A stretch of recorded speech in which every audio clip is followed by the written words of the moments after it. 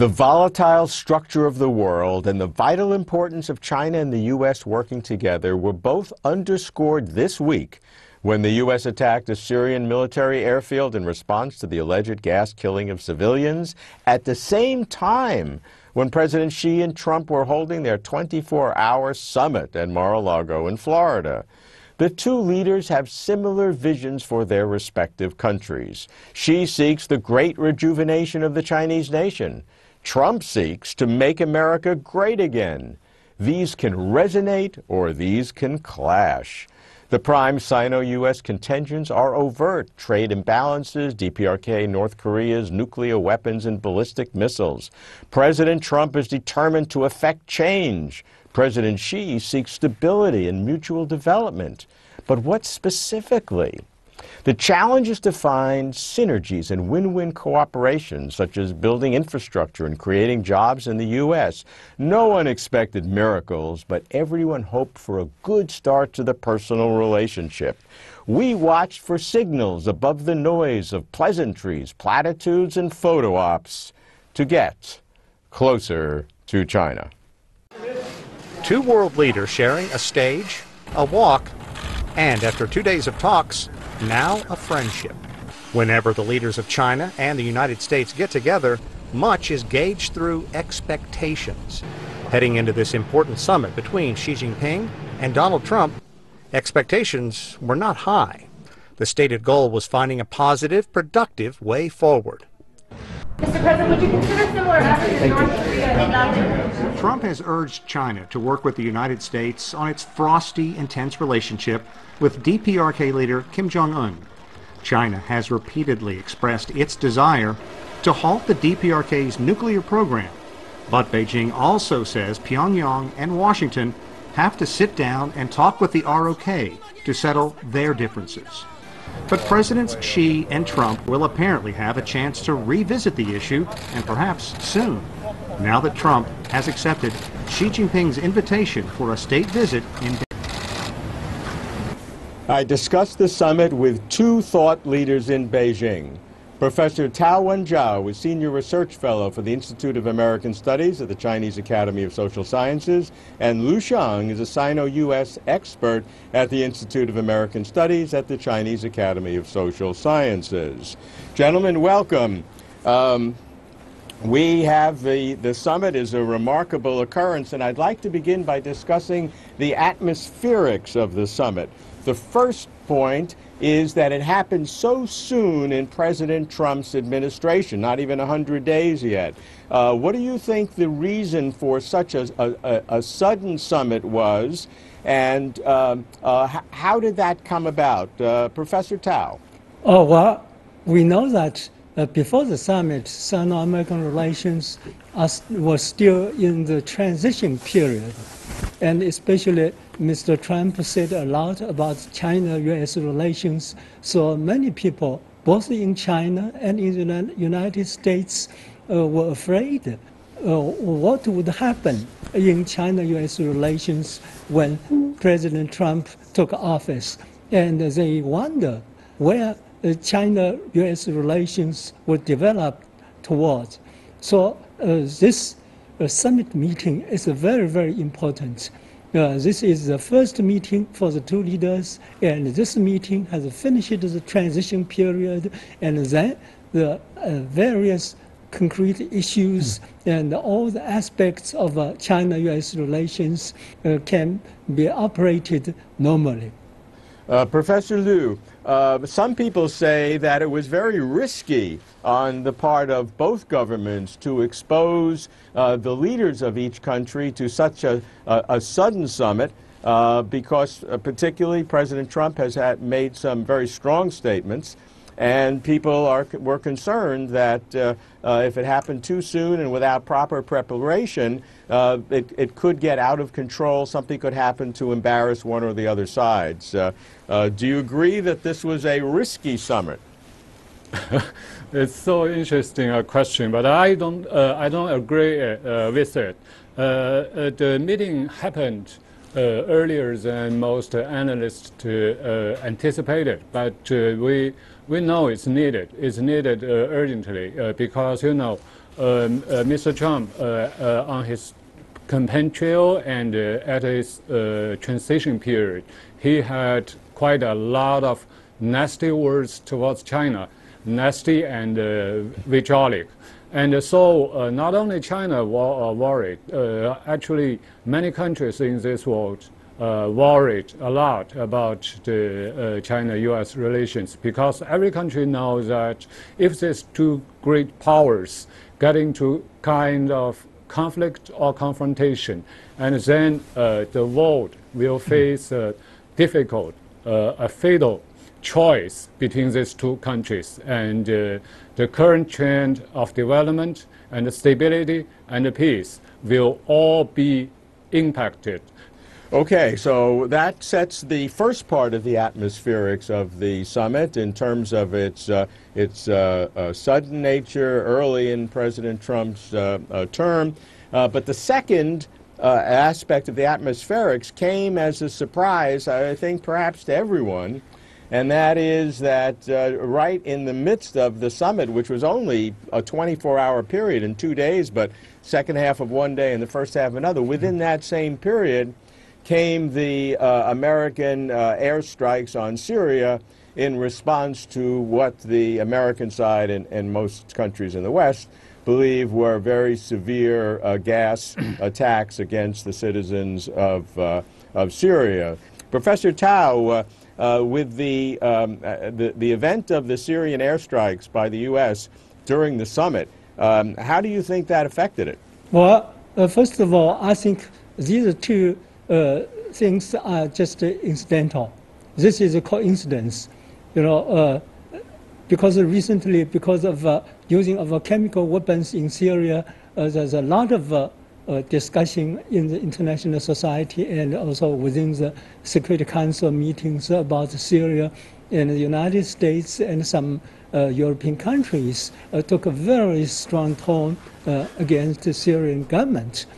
So I don't think this is deliberately arranged for that summit. And secondly, U.S.-China summit not always takes the front page of the major media in the United States. Before that, we have a lot of China-U.S. summits, and they are not always appeared in the front page. There was a quote in some media that was quoting Secretary of State Tillerson as quoting President Xi in a private conversation, saying that he understood, the word understood, the situation. I haven't heard President Xi quoted on that overtly, but the indication was in the American media that President Xi got a lot of credit for acting very high-minded during this tense time. Professor Liu, do you think this surprise event was disturbing to the Chinese side, because China likes a very high protocol and a very controlled situation, and this was disruptive, although President Xi gets a lot of credit, as I said, in the American media for handling it as he did? Yeah, we read newspaper every day, so we understand one important point is that fireworks, gunfires are always more welcome by the media. So the summit, the U.S.-China summit, was a bit overshadowed by the missile launch at Syria. It's not a big problem for us. You remember the last visit of President Xi to Washington, D.C. We also saw two things happen in the same day. One is House Speaker Bonner's resignation, and the other is Pope Francis' visit to the United States. So that's almost the same. Right. It doesn't matter. The key point is that these two leaders sat together and talked about great issues and fruits. Okay, so let's now dive into the substance in terms of what happened. And so I was listening very closely, and I'm always listening for kind of key words that signal different ways of thinking, words from the past. Each side has their own kinds of vocabulary to discuss the relationship. We've had the term a new type of big power relationship. We've had 4 different points about no conflict, no confrontation, mutual respect, and respecting each other's core interests and mutual development. And I didn't see any of the old language. Maybe I missed it, but I didn't see any of the old language. What I saw was President Xi talking about a deepening friendship. So the word friendship was emphasized, and then building a kind of trust in keeping with Sino-U.S. Working relationship and friendship. So emphasis on friendship and building trust. This is how I saw President Xi in this meeting. And then President Trump used the word friendship as well, that they're developing a friendship, and he looks forward to a long-term, very positive relationship. So help me analyze that in terms of the signal words that I got friendship and trust, as opposed to some of the older kind of relationships that older kind of language that each side likes to use. Professor Tao? When Mr. Tillerson was visiting Beijing, in his meeting with President Xi and in his talks with Foreign Minister Wang, and also at the press conference, he repeatedly said, no confrontation, no conflict, mutual respect, and win-win cooperation. That's enough. Not necessarily every time the U.S. side has to repeat that. So we take that. I think that's enough. And Tillerson also said that the Sino relations should be defined by friendship and cooperation. Yes, you noticed that Xi Jinping emphasized the friendship, but he also, and even more, emphasized the cooperation. He said many times cooperation is the only option for China and the United States for Sino-American relations. Professor Liu? I think Mr. Trump is not a man who is sophisticated in this kind of things. If you want him to repeat a long phrase about a relationship, he would be feel very bored.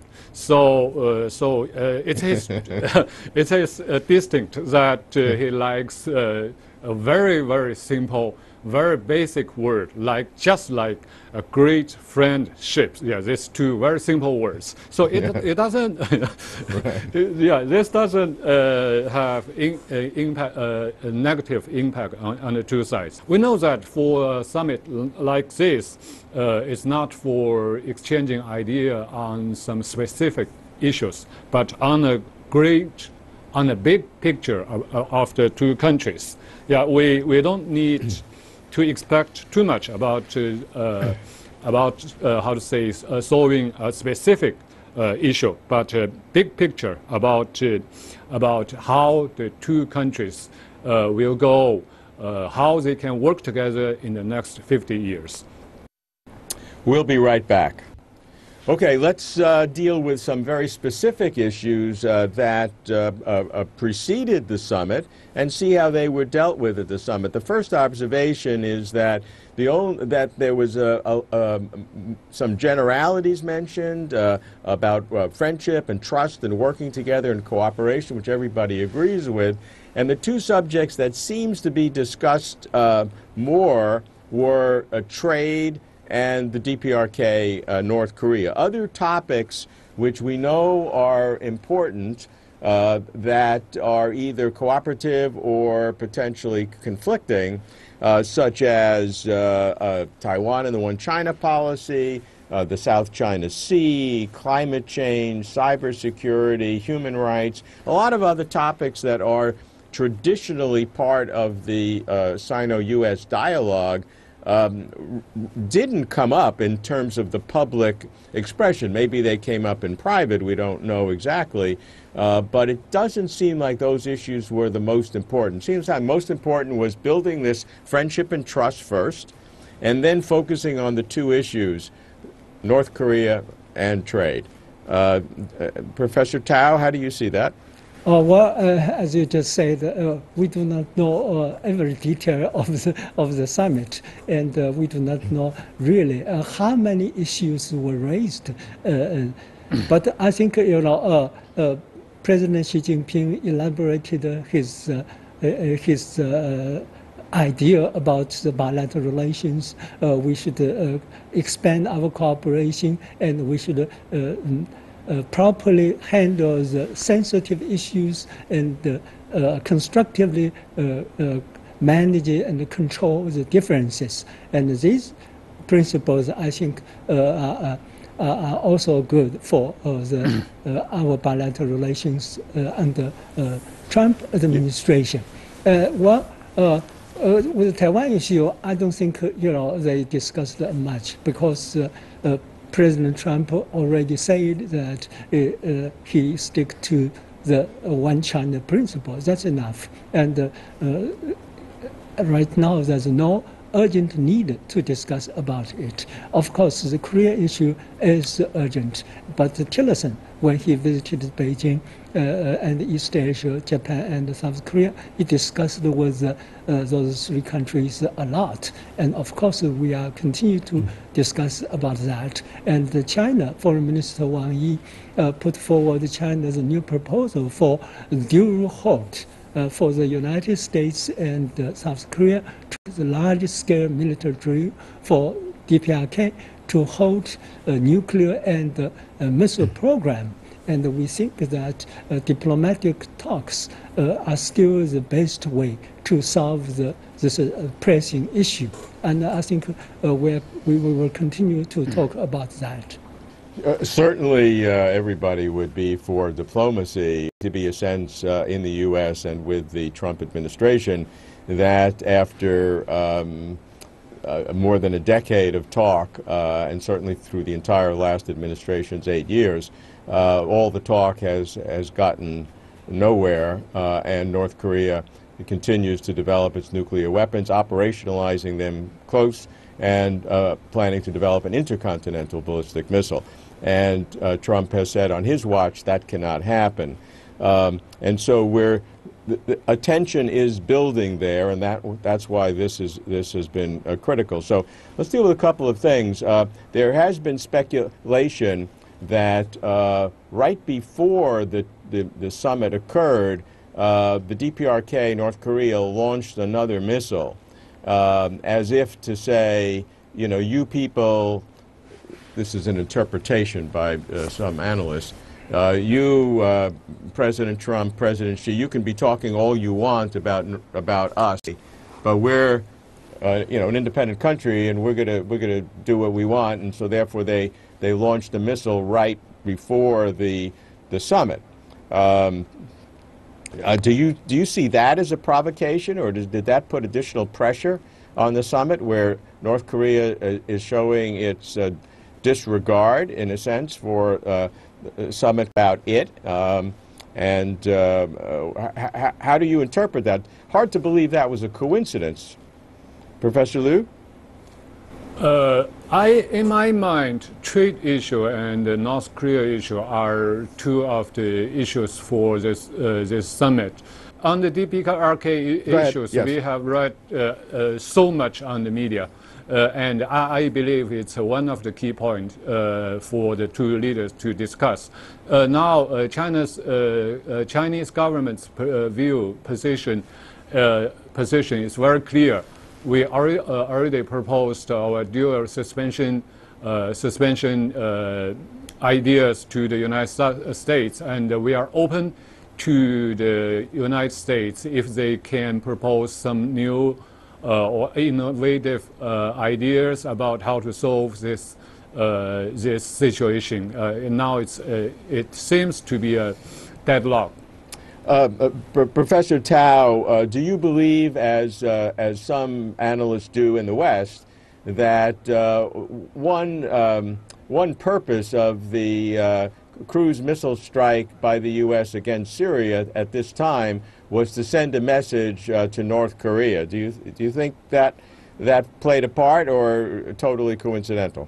Oh, this I think maybe is a case. Yeah, United States has said many times, including Tillerson's remark when he was visiting South Korea and Japan, that every option is on the table. That means the United States may launch a preemptive attack on North Korea, may launch a cruise missile, etc. Yeah, this may be the case, and the U.S. may do that towards DPRK.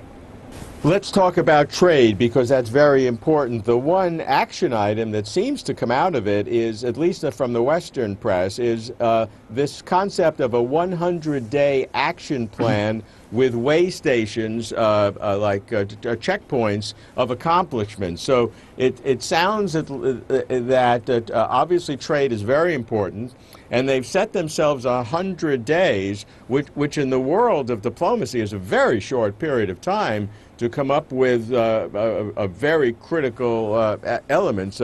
Professor Liu, you wanted to make some comments about trade, but please do in the context of this very rapid approach to a 100-day plan. Definitely trade is the key issue, not only between the U.S. and China, but for the U.S., the United States itself, because trade is one item on the top of his agenda. So I want to say a little about this. The key thing in the trade issue is the deficit on the U.S. side. But we know this, the last year in which the United States had a trade surplus is 1975. So it's a problem for over 40 years. We cannot expect that Trump administration could solve this in 100 days or 1 or 2 years. It's a long-term thing. Professor Tao, how do you see this pressure for short-term results, which I think the pressure is on Trump because he needs to show results, and the challenge is for Trump to show results in trade with China and yet be consistent with good long-term strategy also in China's interest. So, Professor Tao, what's your recommendation on that? Yes. Trade imbalance certainly is very, very important for President Trump. We know that his main idea in his inauguration speech is buy American goods and hire American workers. And to create jobs in the United States, I think, is a task for President Trump. And of course, we can buy more American goods. For instance, I just yesterday read in an article about American lobster. Now China imports a lot of lobster from the United States, and last year the lobster is 100 million, and we may have a big increase this year. And China is such a potential market for lobster, and we can increase a lot of more things like shale gas and shale oil, and also Jack Ma, who visited the United States and talked to President Trump, and he promised he could help American small and medium-sized business to sell their products on website, and that will create 1 million jobs for the United States. So I think we can think out a lot of way. It's in an innovative way. The summit between President Xi and President Trump sends a message of hope to the world. It proclaims that even though there are substantial differences between the U.S. and China on trade, DPRK, North Korea, South China Sea, the world's two largest economies recognize that far more than divides us. All countries benefit when the leaders of the U.S. and China meet and determine to cooperate. We have developed a friendship, Trump remarked. I think long-term we're going to have a very, very great relationship, he said. But to get to the long-term, we must get through the short-term. Trump must produce wins, such as on trade and jobs. Xi understands all this and proposed 4 parallel consultations: diplomacy and security, economy, law enforcement, and cybersecurity. We'll see the impact. The DPRK, North Korea, is the real and current danger. We'll see the consequences. I wonder if Trump's launching cruise missiles against Syria, in addition to retribution, is also sending a message to North Korea and perhaps to China. The 100-day action plan on trade, we'll be watching. The best news, Trump accepting Xi's invitation to visit China. It is time for creative cooperation. That's my prescription to get closer to China.